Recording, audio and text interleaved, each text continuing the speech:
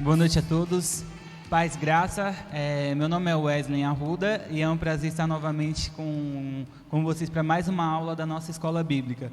O tema de hoje é sobre o livro do Êxodo, é uma continuação da aula passada. A gente decidiu dividir o livro do Êxodo em 3 aulas e, assim, para deixar claro, a gente não irá abordar todos os temas do livro de Êxodo, mas a gente vai tentar pegar alguns pontos que a gente considera importante.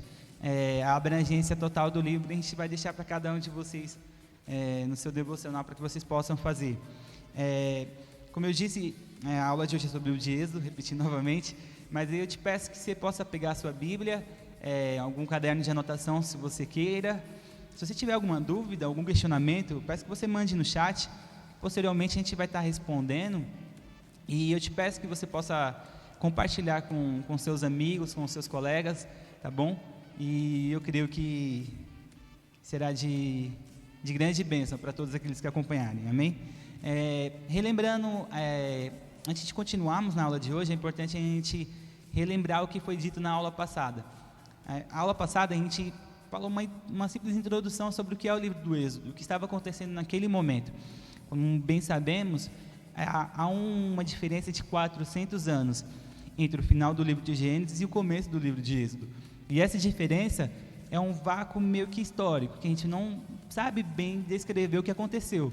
Mas o autor do Êxodo, quando ele começa a descrever no livro do Êxodo, ele deixa muito claro que a família de Jacó, que a gente lê em Gênesis, que foi para o Egito convidada, não somente pelo seu filho José, mas também pelo próprio faraó, ele com os seus 76 familiares, eles ali habitaram na terra de Gósen, e moraram, cresceram e se frutificaram, vamos dizer assim, se multiplicaram. E o livro do Êxodo, do começo, vai deixar claro como é que estava a situação daquele povo no exato momento. O livro do Êxodo, basicamente vai contar que aquele povo se multiplicou e se tornou de sobremaneira grande na terra, que Deus abençoava aquele povo. E com isso, esse povo se tornou uma ameaça para Faraó. Tanto o caso deles se revoltarem, ou o caso de uma guerra civil, ou o caso de alguma nação vizinha fosse invadir o Egito, eles se juntarem a essa nação. Ou seja, eles eram tratados como, vamos dizer assim, como uma ameaça à soberania do Egito.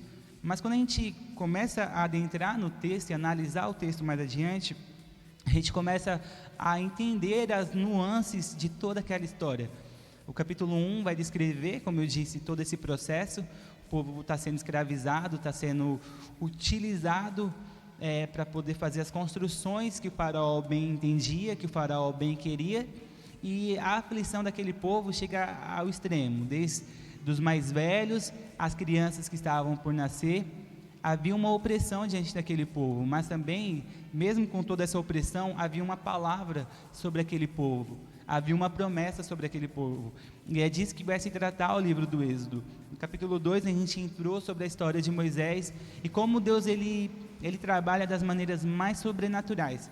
Eu acho que essa é uma palavra que a gente pode deixar muito claro para o livro do Êxodo, sobrenatural, porque a partir de agora, quando a gente começa a entrar nos passos onde Moisés, ele começa a ir até Faraó e falar aquilo que o Senhor tinha dito para ele, nós vamos começar a ver um aumento de coisas assim que são sobrenaturais, são milagres, são atitudes que Deus toma por amor àquele povo, por amor àquela promessa e por fidelidade à sua palavra. Como eu disse, quando a gente começa a entrar no livro do Êxodo, no começo, é muito importante a gente ter uma noção do que está acontecendo. Então, uma dica para você que nunca leu ou leu algumas partes, tenta ler o todo. Pega um dia, tenta ler diversos capítulos para que você possa entender o que está acontecendo ali no contexto geral, né? A abrangência de toda aquela história. Então, hoje a gente vai continuar a partir do capítulo 5, e eu vou ler do capítulo 5, do verso 1 ao verso 5, para que você possa estar compreendendo aquilo que está acontecendo naquele exato momento. Deus já tinha se revelado a Moisés já tinha passado os 40 anos no deserto, e Deus ele lança uma palavra sobre Moisés, né? Uma palavra sobre Moisés, para que Moisés venha ser como libertador daquele povo, andar na frente daquele povo, não só como libertador, mas como profeta, como legislador, como líder. E nós começamos a ver a atitude de Moisés referente àquilo que Deus falou. Do capítulo 1, do capítulo 5, se tiver com a sua Bíblia aberta, do verso 1 ao 5, vai dizer assim: Depois Moisés e Arão foram e disseram a Faraó: Assim diz o Senhor, Deus de Israel: Deixe o meu povo ir para que me celebre uma festa no deserto. Faraó respondeu: Quem é o Senhor para que eu ouça a sua voz e deixe Israel ir? Não conheço o Senhor e não deixarei Israel ir. Eles prosseguiram: O Deus dos Hebreus veio ao nosso encontro, portanto, deixe-nos ir no caminho de 3 dias ao deserto para que ofereçamos sacrifícios ao Senhor, nosso Deus, para evitar que Ele venha sobre nós com peste ou com espada. Então o rei disse: Moisés e Arão, por que estão afastando o povo das suas tarefas? Voltem ao trabalho. E Faraó disse também: o povo da terra já é muito, e vocês ainda querem que eles descansem de suas tarefas. Quando a gente lê esses primeiros versos, a gente vai entender todo o enredo que vai estar mais adiante do livro do Êxodo. Moisés e Arão, como a gente leu no texto, eles chegam até Faraó, e Faraó, com o seu ar de arrogância, com o seu ar de petulância, perante aquilo que aqueles homens estavam dizendo, perante a palavra de Deus que foi enviada através daqueles homens, Faraó, ele se ensoberbece, ele se cresce para cima daqueles homens, e ele diz: Quem é o Senhor para que eu ouça a sua voz e deixe Israel ir? Então a gente já começa a ter esse pano de fundo de tudo aquilo que vai acontecer nos próximos capítulos do livro do Êxodo. Faraó, ele fecha o seu coração para a palavra do Senhor. Quando a gente para olhar no Egito naquele momento, quando se você pegar algum livro para procurar um pouco mais a fundo sobre o contexto histórico, a gente vê que dentro do Egito havia diversos deuses, havia diversas divindades que eles criam. E não só haviam diversas divindades como eles criam, mas o próprio Faraó era considerado como se fosse um deus no meio deles. Ou seja, Faraó era considerado como se fosse uma ponte de ligação entre os humanos e os próprios deuses que eles criam, que ia desde o Deus Sol, a Deus da Terra, entre outros. Então, quando a gente começa a olhar e entender o que está acontecendo naquele momento, a gente já começa a ter a noção do que vai se suceder. E a sucessão, como todos bem sabemos, mesmo que você nunca tenha lido o livro de Êxodo, você já deve ter ouvido falar das 10 pragas do Egito, daquilo que aconteceu. E hoje eu vou tentar dar uma pincelada por cima do que são essas 10 pragas, e vou tentar entrar a partir do momento da saída do povo do Egito, para a gente chegar até o capítulo 19, puxando para o 20. Quando a gente entende que eles chegam diante de Faraó, e Faraó ele vai lá e nega o pedido daqueles homens. E Faraó, ele acaba afligindo mais aquele povo. Com a aflição que Faraó começa a afligir mais aquele povo, depois das palavras de Moisés e de Arão, os israelitas, eles se queixam de Moisés e de Arão. Moisés se queixa de Deus, diante de Deus, pela reclamação daquele povo, porque a aflição já era grande. Chega um camarada dizendo que o Senhor mandou libertar aqueles povos, deixar que eles fossem um caminho para o deserto, para adorar esse Senhor que esse faraó não conhecia. Você imagina como é que estava aquele momento de aflição. Ou seja, a carga foi aumentada, a opressão foi aumentada, e a violência em cima daquele povo foi aumentando cada vez mais.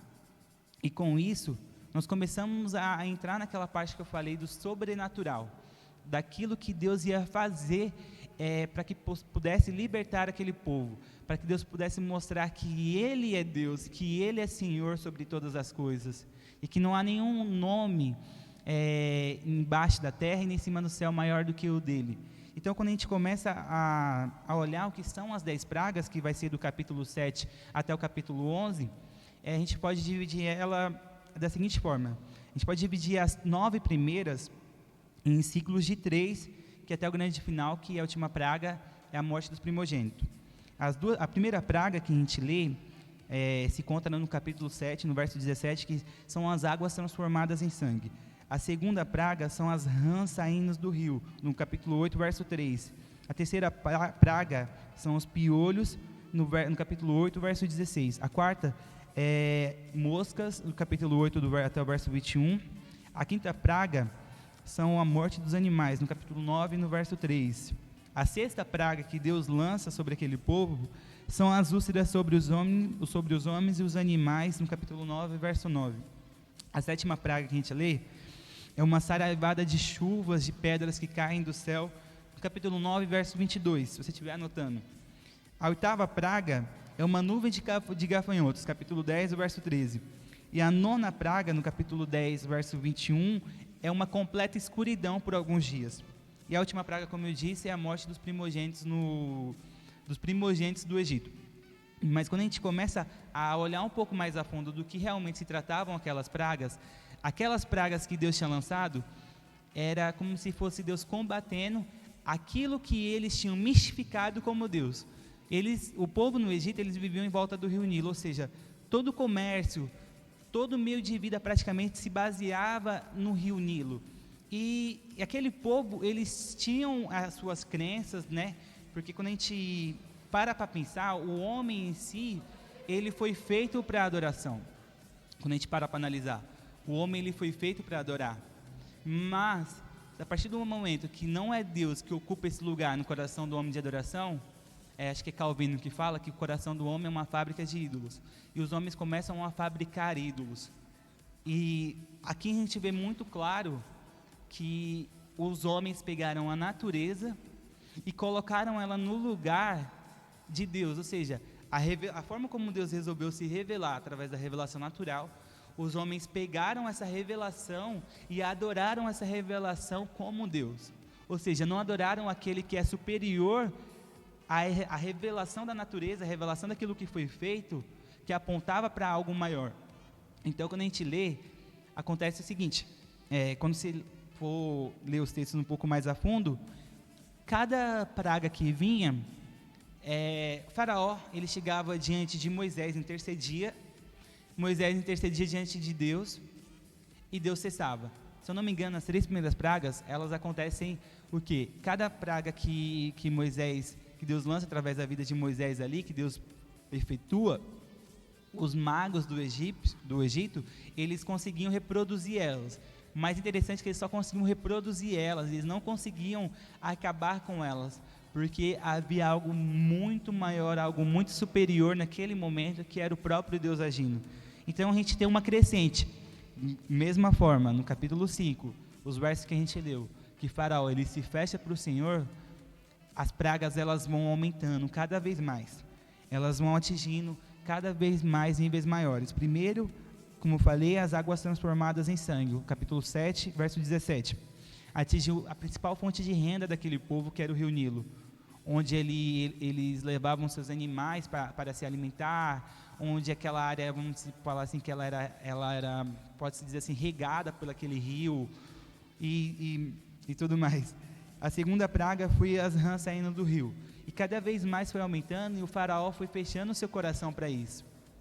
Conforme o coração do faraó foi se fechando, Deus entregou ao faraó aos seus próprios desejos, aos seus próprios desígnios que ele queria.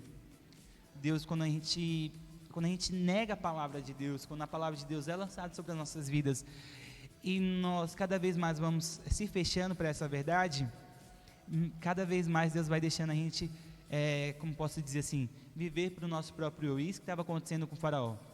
Deus não estava só simplesmente, através das 9 primeiras pragas, desmistificando toda uma mentira que aquele povo acreditava sobre deuses que eles tinham criado, mas também Deus estava desmistificando, tirando toda aquela soberba que havia sobre aquele homem que se achava como um Deus, que se achava portador de toda a verdade, que se achava portador do divino.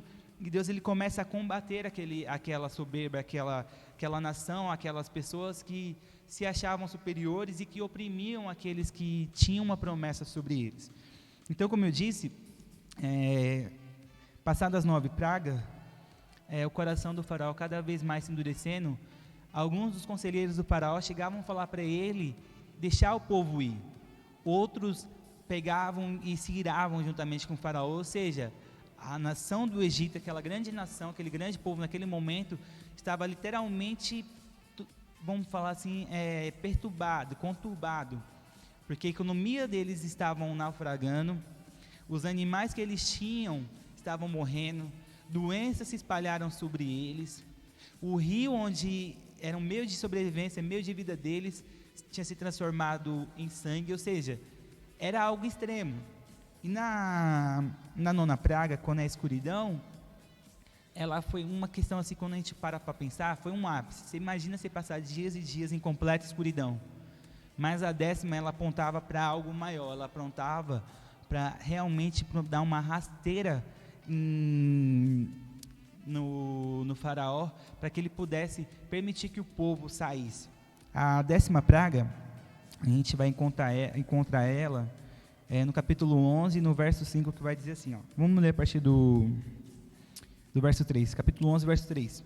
E o Senhor fez com que o seu povo encontrasse favor da parte dos egípcios. Além disso, o próprio Moisés era homem famoso na terra do Egito, aos olhos dos oficiais de Faraó e aos olhos do povo. Moisés disse: assim diz o Senhor, perto da meia-noite passarei pelo meio do Egito, e todo primogênito na terra do Egito morrerá, desde o primogênito de Faraó, que se assenta no seu trono, até o primogênito da escrava, que moe a farinha, e todo o primogênito dos animais. Haverá grande clamor em toda a terra do Egito, como nunca houve antes, nem haverá jamais. Porém, contra nenhum dos filhos de Israel, desde os homens até os animais, nem mesmo um cão rosnará, para que vocês saibam que o Senhor fez distinção entre os egípcios e os israelitas. Para que você possa entender o que estava acontecendo, diante de toda essa praga caindo sobre essa nação, o único lugar onde havia livramento era na terra de Gósen.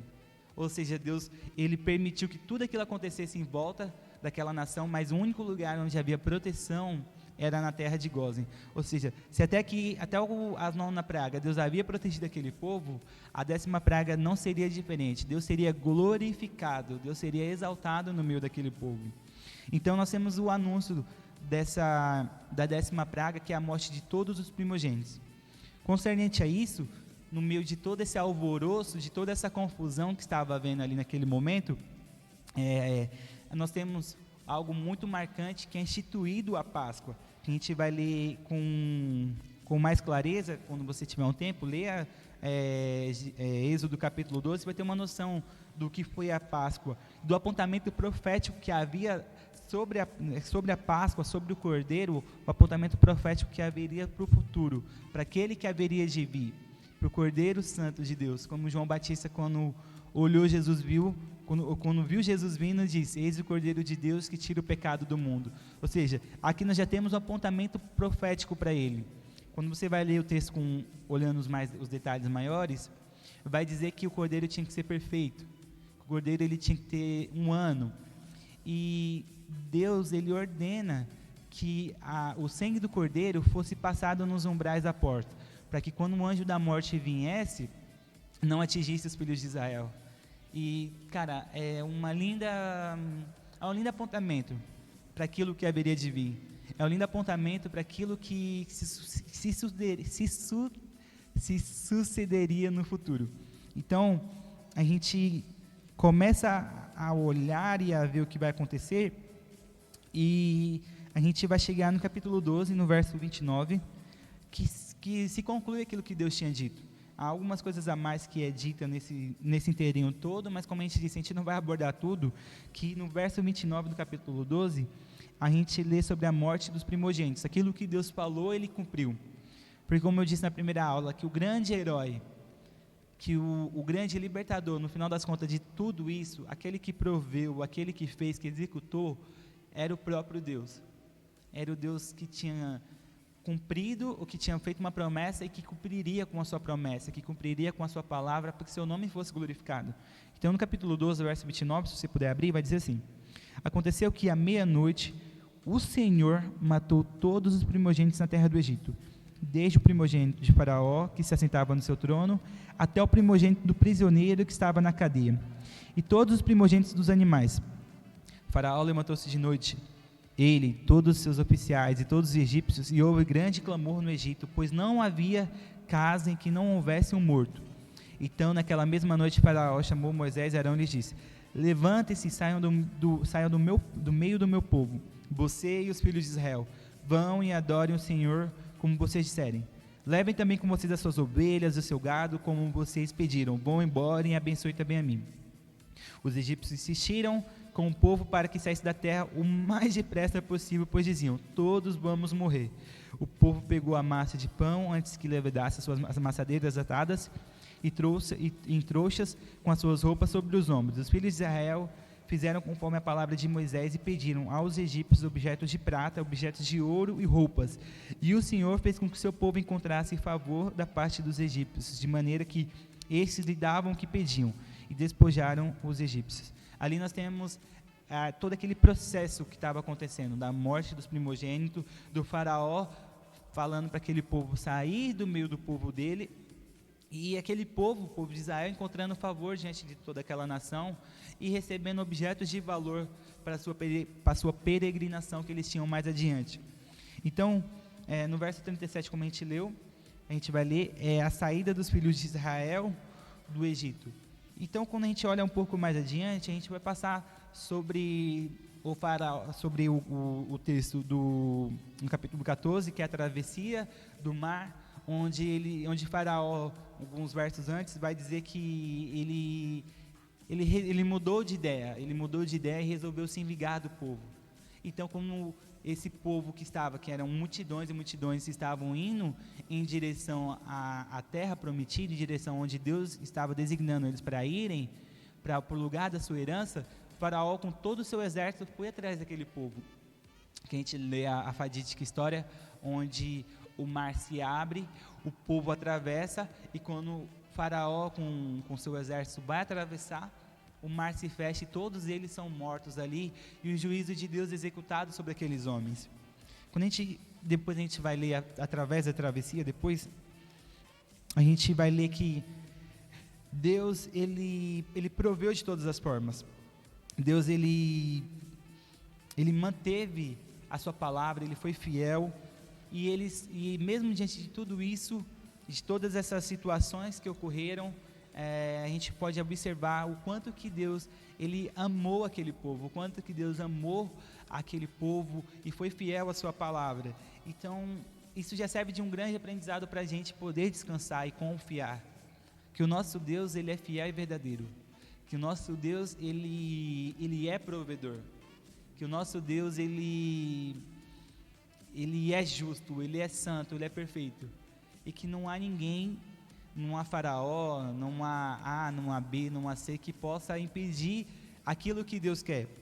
Então, quando a gente anda um pouco mais nos textos, a gente vai chegar no capítulo 15, que é o Cântico de Moisés, e um pouco mais adiante no verso 20, a gente vai ver o Cântico de Miriam. São cânticos que eu posso considerar cânticos de doxologia, cânticos de louvor a Deus, cânticos de adoração.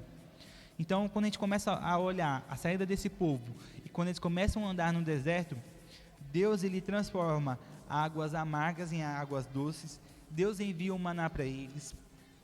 Deus, ele manda cordonices para esse povo, para que esse povo possa se alimentar.